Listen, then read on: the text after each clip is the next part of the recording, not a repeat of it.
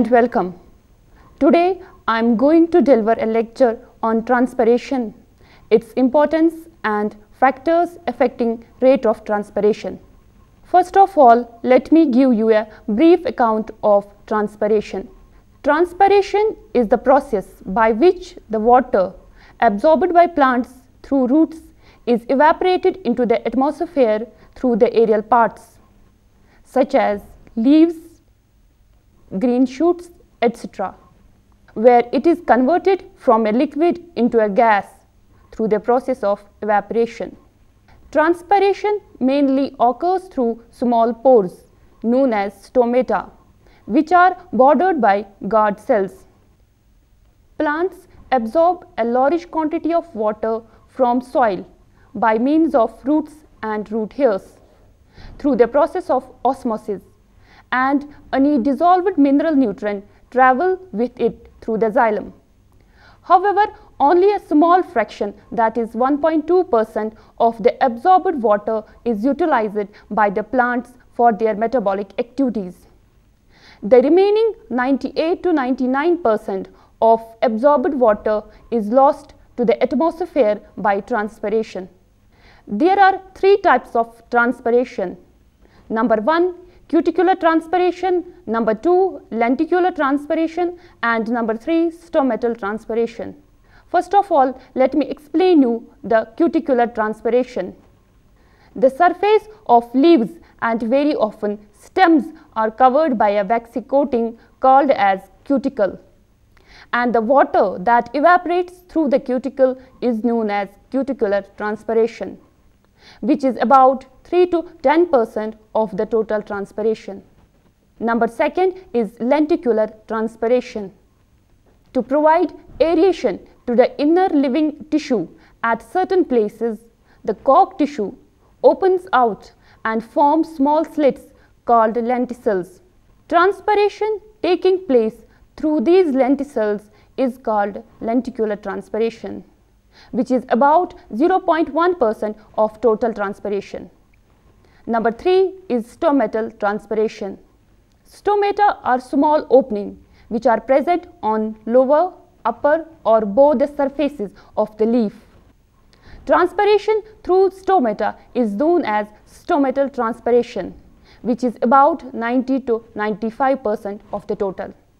Now students, let me explain the pathway that water follows from roots to leaves during transpiration. The major path for water movement into plants is from soil to roots. Water enters near the tip of a growing root, the same region where root hairs grow. Water enter the root through root hairs and travel through the cortex and endodermal layers of cells to reach the xylem, where water ascends to the leaf if not used in the plant evaporates. Water diffuses into the root where it can take at least 3 different pathways to eventually reach the xylem and carries the water to the leaves. Water can move across the root via 3 different pathways. Number 1 is the apoplastic path, where the water molecule stay between cells in the cell wall region and never crossing membrane or entering a cell. Number 2 is the transmembrane path, where water moves from cell to cell across membrane.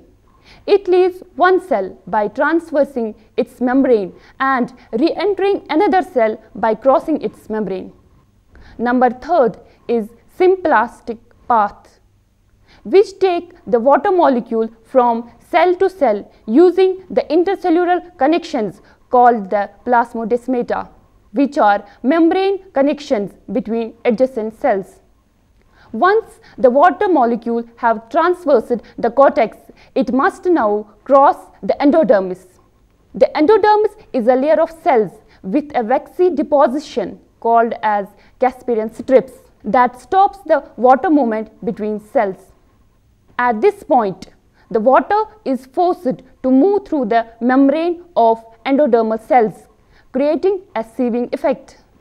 Once the water leaves the endodermal cells, this water freely enters the xylem cells where it joins the fast moving column of water or transpiration stream headed to the leaves. The xylem is probably the longest part of the pathway that water takes on its way to the leaves of a plant. The mesophyll cells of leaves become turgid due to the excessive amount of absorbed water. At this stage, the turgor pressure of the cells is increased and DPD is decreased, which results in the diffusion of water from mesophyll cells into the intercellular spaces. The intercellular spaces now become saturated with water and their water vapor pressure become greater than the water vapor pressure of atmosphere. Simultaneously, the DPD of the intercellular spaces is decreased much than the DPD of water vapor present in the atmosphere. Thus, the water from the intercellular spaces diffuses into the atmosphere in the form of vapor through stomata, lenticels and cuticles. During transpiration, the column of water is being pulled by transpiration at the leaf surface. When this pulling of water out of the plant becomes greater than the ability of the water molecule to stay together, the column of water will break and leading to the filling of xylem vessel or trachea with air known as cavitation. Plants avoid cavitation or minimize its damage through several mechanisms which are as: xylem cells possess pits or tiny holes that allow liquid water transport but do not allow the gas bubble to escape. This structural characteristic keeps the gas bubble in one cell, so the other xylem cell can continue to transport water up to the plant. The gas bubble redissolves into the liquid water when the pulling of water through the xylem is reduced, such as during the night when water is not being pulled out of leaf via transpiration because the stomata are closed. Xylem cells with narrower diameter compared to those with wider diameter avoid cavitation, because the column of water in a cell with a narrow diameter is better able to resist bubble formation or rupture.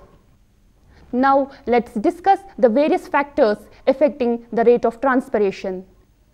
These factors are classified into two types. First are plant-based factors, which include: number 1, stomata. When stomata are open, transpiration rates increases. When they are closed, transpiration rate decreases. Number 2 is the boundary layer. The boundary layer is a thin layer of still air hugging the surface of the leaf. The larger the boundary layer, the slower the rate of transpiration. Number 3 is cuticle. The cuticle is the waxy layer that is present on all the above ground tissue of a plant and is hydrophobic or water repelling. Therefore, water does not move through it very easily. Thicker the cuticle layer on the leaf surface, slower the transpiration rate. Sun leaves have much thicker cuticle than shade leaves. B are the environmental factors, which include: number 1, relative humidity. Lower the relative humidity, the less moist the atmosphere, thus greater the driving force for transpiration. When RH is high, the atmosphere contains more moisture, reducing rate of transpiration. Number 2 is temperature. As temperature increases, the water holding capacity of the air increases sharply. Warmer air holds more water, thus increasing rate of transpiration, and cooler air will decrease the driving force for transpiration. Number 3 is soil water. Plant with adequate soil moisture will normally transpire at high rates because the soil provides the water to move through the plant. Plants cannot continue to transpire if the soil is very dry. Number 4 is the light. Stomata are triggered to open in light so that the carbon dioxide is available for the light dependent process of photosynthesis. Stomata are closed in the dark in most plants. Very low level of light at dawn can cause stomata to open, so they can access carbon dioxide for photosynthesis as soon as the light hits their leaves. Stomata are most sensitive to blue light, the light predominating at sunrise. Number 5. Wind. Wind can alter the rate of transpiration by removing the boundary layer. Wind increases the movement of water from leaf surface when it reduces the boundary layer, because the path for water to reach the atmosphere is shorter. Now let us move to the significance of transpiration in plants. Transpiration is of immense importance to plants and can be described as: number 1. Gaseous exchange. Transpiration is essential in the life of land plants. It helps in the absorption of carbon dioxide from the atmosphere during photosynthesis, as the opening of stomata in daytime facilitates gaseous exchange.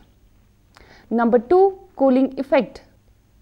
The leaves absorbs the radiant energy. Some of the radiant energy is utilized in photosynthesis. Rest is converted into heat energy, resulting in an increase in leaf temperature. However, transpiration brings down their temperature, thus inducing cooling effect. Number 3. Effect on mineral transport. Mineral salts remain dissolved in the soil water and are absorbed by the roots. Minerals that are absorbed and accumulated in the xylem duct of the root move up and are distributed in the plants by the transpiration stream. Number 4. Effect on water movement. The absorbed water is transported from roots to leaves through the xylem vessel, which is greatly influenced by transpiration pull. Water loss due to the transpiration results in the development of low water potential in the leaf tissue. Thus, water moves from the xylem vessel to the leaf cells and helps in the ascent of sap. Number 5. Maintenance of turgidity. Transpiration maintains an optimum degree of turgor in cells. Under favorable conditions, plants absorb excess amount of water, which is given off by transpiration to maintain the optimum turgor for better growth. Number 6. Increase of taste of fruits. The solutes inside the cell become more concentrated when transpiration is rapid. The concentration of sugar solution in the cells of fruits increases and fruits taste sweeter. Now a question arises: why is transpiration called as necessary evil? Kurtz has said that transpiration is a necessary evil because a large amount of absorbed water is lost during transpiration, which is harmful to plants. Unnecessary wastage of energy takes place during the process of water absorption, which is lost due to transpiration. When the rate of transpiration is high in plants growing in soil deficit in water, an internal water deficit develops in plants, which may affect metabolic process. Many xerophytic plants undergo structural modifications and adaptations to check transpiration. Considering both the beneficial and harmful effects of transpiration, it may be concluded that transpiration is definitely advantageous in spite of its harmful features. Now we will move to the antitranspirants. Antitranspirants are the materials or chemicals which decrease the water loss from plant leaves by reducing the size and number of stomata. Nearly 99% of the water absorbed by plants is lost in transpiration. There are 4 types of antitranspirants, which are: number 1, stomatal closing type. Number 2 is the film forming type. Number 3 is the reflectance type. Number 4 is the growth retardant. Stomatal closing type. Most of the transpiration occurs through the stomata on the leaf surface.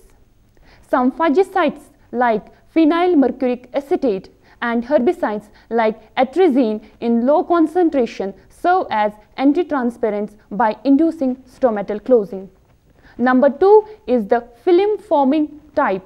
Plastic and waxy material which form a thin film on the leaf surface and results into physical barrier, for example ethyl alcohol. Number 3 is the reflectance type. They are the white material which form a coating on the leaves and increases the leaf reflectance by reflecting the radiation, water vapor gradient, and thus reducing transpiration. Application of 5% choline spray reduces transpiration losses. Number 4 is the growth retardant. These chemicals reduce shoot growth and increase root growth and thus enable the plants to resist drought. They may also induce stomatal closure. Cycocel is useful for improving water status of the plant. Xerophytes have special adaptation to reduce the rate of transpiration. They have thick wax cuticle in order to reduce the evaporation. They have reduced leaf area, for example needles. They have hairy leaves that trap a layer of saturated air. They also have sunken stomata. Rolled leaves. This reduces the area exposed to the air and keeps the stomata on the inside, so increasing water vapor inside the roll. Now the adaptation to increase the water uptake in xerophytes. They have a deep extensive root system to maximize the water uptake. There is an accumulation of solutes in the root system to reduce the water potential, so making the water potential gradient from the soil to the root cells steeper. Some very shallow roots to absorb dew which condenses on the soil at night. Now let's move to the theories of ascent of sap.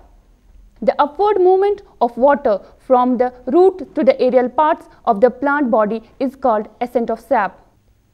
It is fascinating to understand how water moves in a plant to such a great height, such as 400 feet or above. Various theories have been predicted in this regard, but all the theories were rejected. Only cohesion tension and transpiration pull theory is the most important and widely accepted. Now the cohesion tension theory. This theory was proposed by Dickson and Joly in 1894 and has been supported by Curtis and Clerk in 1951, Leavitt in 1969. The theory assumes that water is pulled from up but not pushed from below. The theory has two essential features such as cohesion of water and adhesion between water and xylem tissue. Number 2, transpiration pull. Now first of all, let's explain the cohesion of water and adhesion between water and xylem tissue. Cohesion is the intermolecular attraction between similar molecules.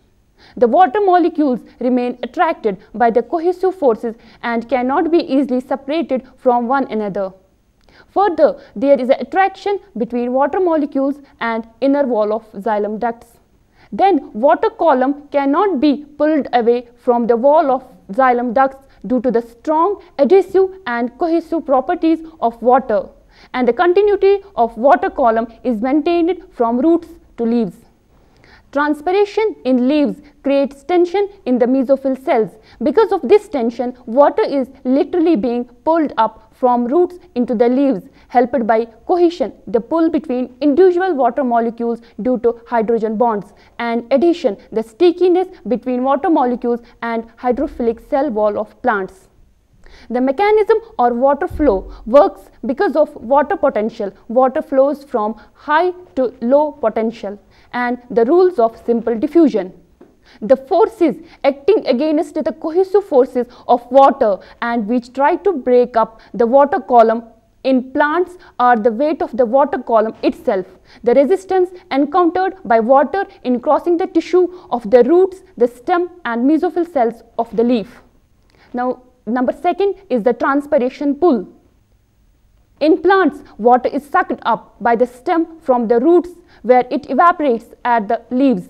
The upward movement of water is accounted for by a mechanism called transpiration pull that involves the evaporation of water from the leaves. The suction force which pulls water in the leaves by transpiration and up in the xylem vessel is termed as transpiration pull. As water is lost in the form of water vapor to atmosphere from the mesophyll cells by transpiration, a negative hydrostatic pressure is created in the mesophyll cells, which in turn draw water from the veins of the leaves. The negative tension is then gradually transmitted downwards via xylem tissue of the leaf, stem and finally to the roots. As a result, there is a continuous upward movement of the water column in the plant. 1 atmosphere pressure can raise the water to a height of more than 32 feet. So, a tension of 13 atmosphere is needed to raise the water to a height of 416 feet. Scientists have measured this tension to be more than 75 atmosphere in case of trees with more than 400 feet in height. To conclude, let me once again highlight what transpiration is. It's the loss of water from a plant in the form of water vapor. Water is absorbed by roots from the soil and is transported as a liquid to the leaves via xylem.